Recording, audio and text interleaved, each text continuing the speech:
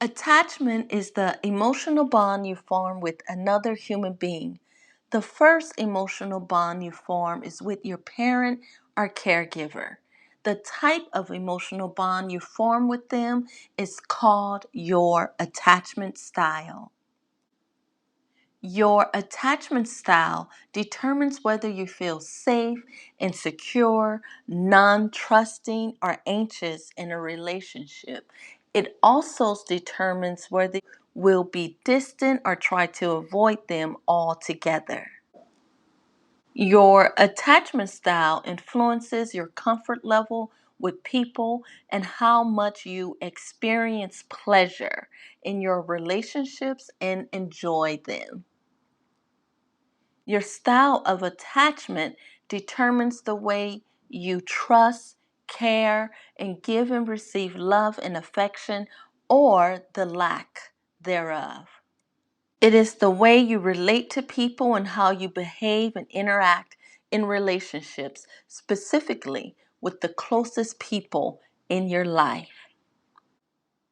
Your style of attachment is largely influenced by your sense of self worth and ability to trust others. Your sense of self worth and ability to trust others were things you learned early in childhood from the way your caregivers treated you. There are four attachment styles: secure attachment, avoidant attachment, anxious attachment, and disorganized attachment. Secure attachment.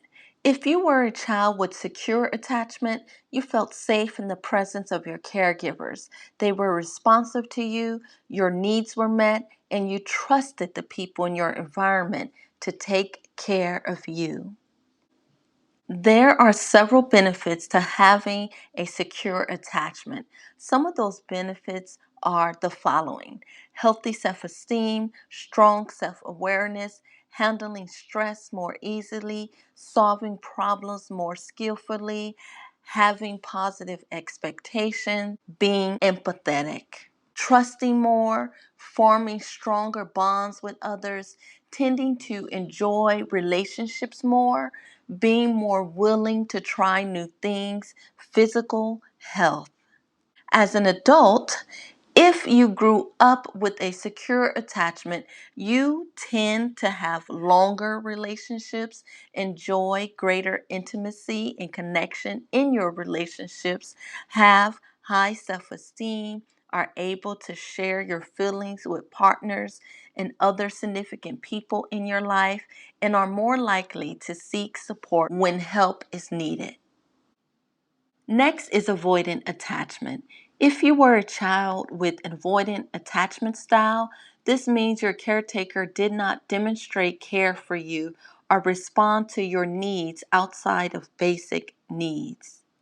According to WebMD.com, a parent who has an avoidant parenting style tends to not respond when a baby or child cries, actively discourage crying, not outwardly show emotional reactions to issues or achievements, make fun of a child's problems, show annoyance at a child experiencing a problem, not address medical issues or nutritional needs, avoid touch or physical contact. If you were a child who grew up with an avoidant parent, the following may apply to you. You may have learned to disregard your own struggles and needs to maintain peace and keep people close to you. You may struggle with loneliness, anxiety, or sadness, but try to suppress your feelings because as a child, you learned by the way you were treated and responded to that your wants, needs, and feelings are not worthy of attention.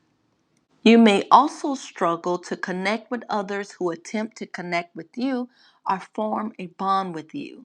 It is possible that you enjoy the company of others, but you intentionally avoid closeness. If you find that as an adult you secretly struggle with loneliness, anxiety, or sadness, and that you often dismiss your feelings, especially to keep someone close to you, or if you purposely avoid closeness with others, you may have grown up with an avoidant attachment style. Next is anxious attachment. If you are a person with an anxious attachment, you struggle with feeling secure in your relationships. Anxious attachment style happens when a parent is inconsistent in their behavior. One moment they are nurturing and attend to your needs, and the next they are distant, emotionally unavailable, or critical of you. This inconsistent behavior by the parent can make a child have feelings of low self worth and confusion because they do not know what to expect from the parent. The child could also become whiny or clingy. According to Healthline.com, in their article titled, "What is Anxious Attachment?" Signs of anxious attachment in children are crying that isn't easily consoled, becoming very upset when a caregiver leaves, clinging to their attachment figures, exploring less than children of a similar age, appearing generally anxious, not interacting with strangers, having problems regulating and controlling negative emotions, displaying aggressive behavior, and poor peer interactions. This can carry over into adulthood. Signs of anxious attachment in adults include difficulty trusting others, low self worth, worries that your partners will abandon you, craving closeness and intimacy, being overly dependent in relationships, requiring frequent reassurance that people care about you, being overly sensitive to a partner's actions and moods, being highly emotional, impulsive, unpredictable, and moody. If you are a person with an anxious attachment style, you are usually needy, anxious, and have low self esteem. You want to be close with others, but are afraid that people do not want to be with you. The last attachment style is disorganized attachment. People with this attachment style believe they do not deserve to be loved. This attachment style usually involves childhood trauma, abuse, or neglect. According to mindbodygreen.com, signs of disorganized attachment includes extreme fear of rejection, along with difficulty connecting to and trusting others, unpredictable, chaotic, and strong relationship patterns and behaviors, extreme need for closeness, but tends to push others away, negative self image and low self worth, belief of being inadequate, unlovable, or unworthy, intense feelings of shame, depression, and or anxiety. People with disorganized attachment crave connection and seek relationships, but once they have it, they tend to push away the person due to fear. You may wonder what attachment styles have to do with having a healthy relationship with yourself. Your attachment style has a strong impact on your sense of self, emotional stability, and quality of relationships. If you are a person with secure attachment, you are more likely to be confident, handle challenges more skillfully, and believe you deserve good things to happen for you and that you should be treated well. If you are a person with avoidant, anxious, or disorganized attachment style, you may struggle with self esteem, loneliness, and anxiety and try to suppress your feelings. You will also have fewer positive experiences in your relationships. Now, let's discuss human development. Human development starts at conception and ends at death. Both heredity and environment influence your development. Heredity is the characteristics transferred through genes from parents to their children. From the beginning of your life, you had things outside of your control and at times in your control, shaping your identity, feelings, belief, and how you relate to yourself, others, and the world at large.